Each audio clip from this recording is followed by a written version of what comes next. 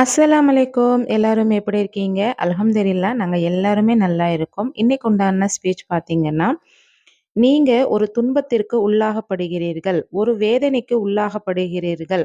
உங்களுடைய வாழ்க்கையின் இனி சந்தோஷம் நடக்கப் போகிறது. அதுக்காக தான் நீங்க அந்த வேதனையும், அந்த வறுமையும், அந்த சோகத்தையும், அந்த வலியையும் நீங்க தாங்குகிறீர்கள். அல்லாஹு சோதிப்புக்கு உள்ளாக்கப்படுகிறான். ஒரு மனிதனை தன்னுடைய சோதனைக்கு உட்படுத்துகிறான் என்றால், அவனுடைய வாழ்க்கையை அல்லாஹு சீர்படுத்துகிறான்.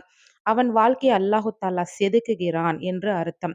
அல்லாஹு யாரை நேசிக்கிறானோ, அவனுடைய வாழ்க்கையை சீர்படுத்த வேண்டும் என்று நினைத்துவிட்டால், முதலில் அவனுக்கு பலவித கஷ்டங்களும், மனவேதனைகளையும் மிக அதிகமான வறுமையும் கொண்டு சோதிப்பான். இதை தாங்கக்கூடிய சக்தியை அனைத்து மூமின்களுக்கும் அல்லாஹு தந்து, பொறுமையை கையாண்டு அல்லாஹுடைய வெகுமதியை பெறுவோமாக. ஆமீன்.